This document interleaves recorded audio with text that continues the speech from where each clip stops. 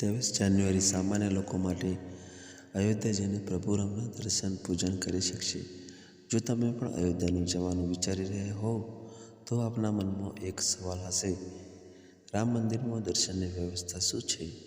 મંદિરના દરવાજા કેટલા વાગે ખુલે છે? મંદિરમાં આરતી દરમિયાન કેવી રીતે જોડાવું? મંદિરની આજુબાજુમાં પાર્કિંગની કેવી વ્યવસ્થા છે?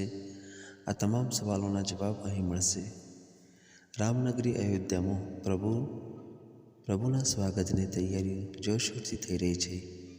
લગભગ તમામ કામ પૂરા થઈ ચૂક્યા છે. આખી નગરીને સજાવવામાં આવી રહી છે. ઠેક ઠેકાણે રામાયણના કાળના દ્રશ્યો બનાવવામાં આવી રહ્યા છે. 22 જાન્યુઆરીએ હિન્દુઓના આરાધ્ય પ્રભુ રામ પોતાના ભવ્ય મહેલમાં બિરાજમાન થવા જઈ રહ્યા છે. 23 જાન્યુઆરીએ સામાન્ય લોકો માટે અયોધ્યા જઈને પ્રભુ રામના દર્શન પૂજન કરી શકશે. જો તમે પણ અયોધ્યા જવાનું વિચારી રહ્યા હોવ તો આપના મનમાં અનેક સવાલો હશે. રામ મંદિરમાં દર્શનની વ્યવસ્થા શું છે? મંદિરના દરવાજા કેટલા વાગે ખુલે છે? મંદિરમાં આરતી દરમિયાન કેવી રીતે જોડાવવું? મંદિરની આજુબાજુમાં પાર્કિંગની કેવી વ્યવસ્થા છે?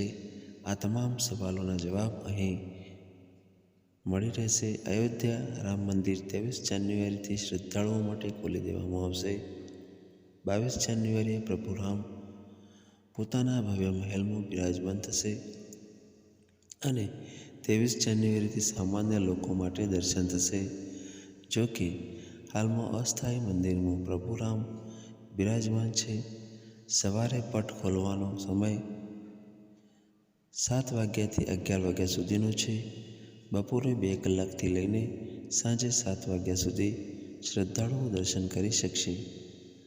આરતીમાં શું સામાન્ય લોકો સામેલ થઈ શકશે?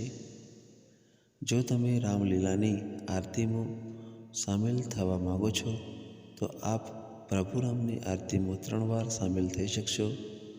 સવાર, બપોર અને સાંજની આરતીમાં 60 લોકોને રાખવાની યોજના બનાવી છે.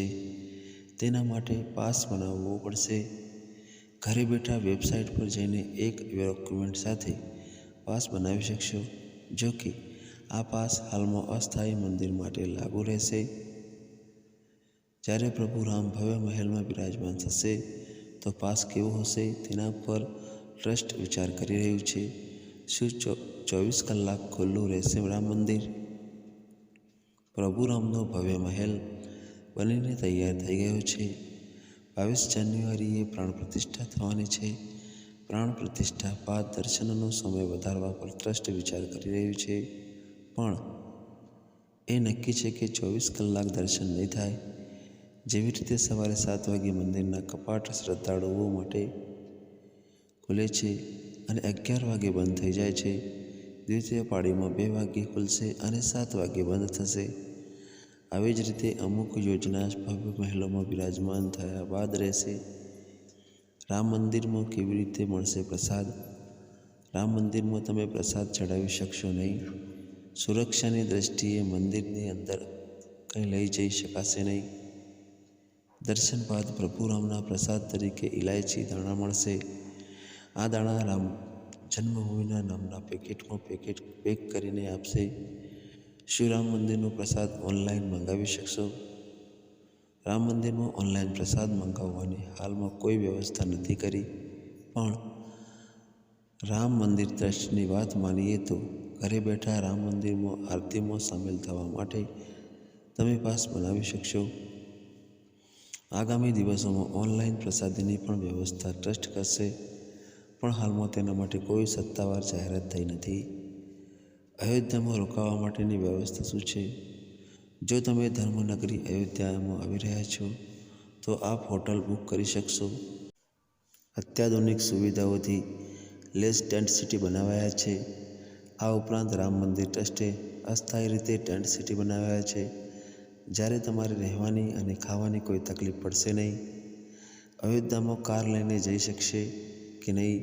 જો તમે અયોધ્યામાં પોતાનું વાહન લઈને અથવા 4 વ્હીલથી આવી રહ્યા છો તો આપને રામ મંદિરથી ફક્ત 800 મીટર દૂર મલ્ટી લેવલ પાર્કિંગ મળશે, જ્યાં તમે તમારી કાર પાર્ક કરીને સરળતાથી રામલીલાના દર્શન કરી શકશો. મિત્રો, માહિતી સારી લાગી હોય તો ચેનલને સબસ્ક્રાઈબ જરૂરથી કરજો અને કોમેન્ટમાં જય શ્રી રામ અવશ્ય લખજો. ધન્યવાદ.